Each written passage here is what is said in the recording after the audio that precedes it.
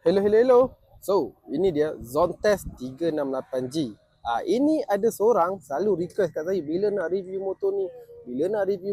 Bukan tak nak review, tak dapat motor. So, kali ni kita dapat motor, kita review sikit.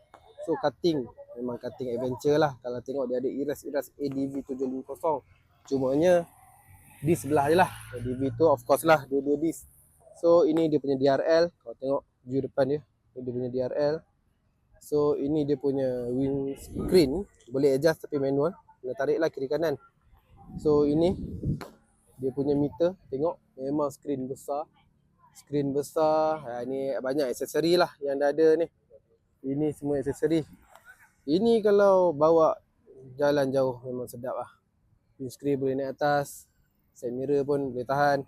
Ini seat, kalau kau tengok seat, dia macam cutting X-Max punya comfort seat tau.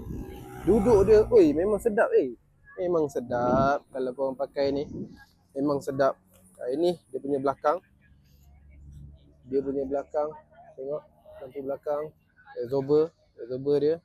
So ini 368G. So 368G, 368cc lah. Specialnya ni, biasanya buntut seat belakang ada dua. Ada satu, tapi dia ada dua. First step, second step. So ikut korang lah. Kaki korang panjang korang pakai ni, kaki pendek pakai ni. Tapi nak cakap dia punya test ride, saya ada S-Max, saya compare kan, memang betul-betul beza. Memang pergi, faham, S-Max 250, ini 368G. So korang nak motor, tak nak pening, tak payah nak buat, korang ambil ni pun boleh. Memang boleh jalan je motor ni. Memang dia punya pergi dia senang, naik pick up pun sedap. So kalau korang nak beli, yang model ni mana tak dapat lah, sebab ni V1. Yang akan keluar V2, info daripada Sendaya Motor, mungkin bulan 3 atau bulan 4 keluar. So korang nak, korang booking awal-awal, dan korang akan masuk queue untuk dapat jadi orang antara orang yang terawal lah untuk pakai Zone Test 368G V2.